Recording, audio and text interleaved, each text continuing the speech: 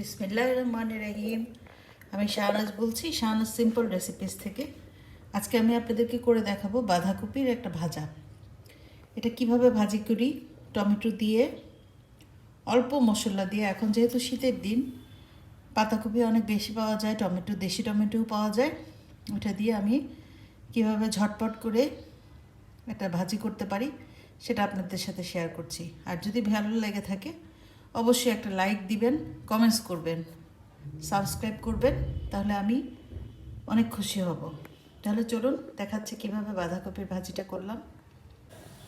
বিসমিল্লাহির রহমানির রহিম। আমি শাহনাজ বলছি, শাহনাজ সিম্পল রেসিপিস থেকে। আজকে আমি আপনাদেরকে করে দেখাবো পাতাকপি দিয়ে টমেটোর একটা ভাজি। শীতের সময় পাতাকপি আর এই যে টমেটো নিয়েছি, এখানে 3টা টমেটো, পাকা টমেটো, আর লাগবে হচ্ছে পেঁয়াজ, কাঁচামরিচ আর লবণ। এখন আমি দেখাচ্ছি। এখানে আমি পাতাকপি একটা কড়াইতে দিয়ে দিয়েছি। একে একে এটার মধ্যে আমি টমেটো, কাঁচামরিচ, পেঁয়াজ দিয়ে লবণ দিয়ে এটাকে একটু ভাপে বসাবো। আপনাদের সাথে আমি আবার শেয়ার করছি। ভিউয়ার্স, এই যে দেখুন, আমি সব মশলা দিয়ে এখন এটা চুলাটা অন করে দিচ্ছি।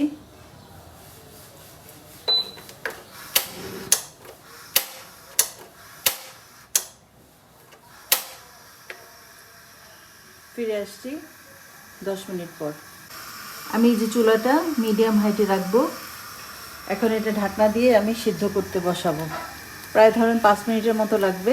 5 মিনিট পর আবার আপনাদের সাথে শেয়ার করছি। ভিউয়ার্স, এই যে ফিরে আসলাম 5 মিনিট পরে। এখন এটা আমি উলট পালট করে দিব, উপরেরটা নিচে, নিচেরটা উপরে, এভাবে করে এটাকে আরও 5 মিনিট ভাপে দিতে হবে।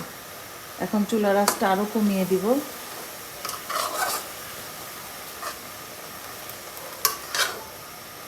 এখন আমি শীতের সময় শীতের সবজিগুলো দিয়ে বিভিন্ন রকমের সহজ ঝটপট কিভাবে করতে পারেন আর মজা হয় সেই রান্নাগুলো আপনাদের সাথে শেয়ার করব। আশা করি আপনাদের কাছে ভালো লাগবে। আর যদি ভালো হয় অবশ্যই সাবস্ক্রাইব করবেন, লাইক দিবেন, কমেন্টস করবেন। আর আপনারা কমেন্টস করবেন, তাহলে বুঝবো আপনাদের ভালো লেগেছে কি না। আমি আশা করি এরপর থেকে আপনারা কমেন্টস করে আমাকে জানাবেন। আমি আবার 5 মিনিট পরে ফিরে আসছি। ভিউয়ার্স, এই যে 5 মিনিট পরে দেখুন, এখন এটা আস্তে আস্তে আমি পানিটা শুকিয়ে ফেলবো।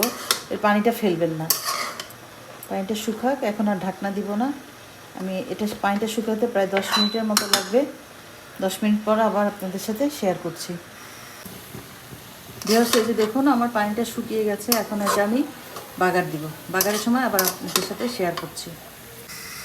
ভিউয়ার্স, এই যে আমি ফ্রাই প্যানে তেল দিচ্ছি।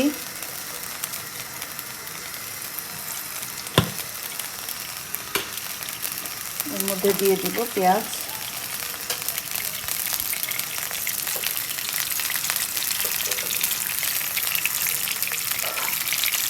পেঁয়াজটা লাল লাল করে তারপর আমি পাতাকপির মধ্যে দিয়ে দেব। পেঁয়াজটা লাল হোক, আমি আপনাদের সাথে আবার শেয়ার করছি। ভিউয়ার্স, যে আমার পেঁয়াজগুলো ভাজা হয়ে গেছে, এখন আমি পাতাকপির মধ্যে দিয়ে দিলাম। এখন আমি এটা চুলায় বসিয়ে একটু নাড়াচাড়া করব।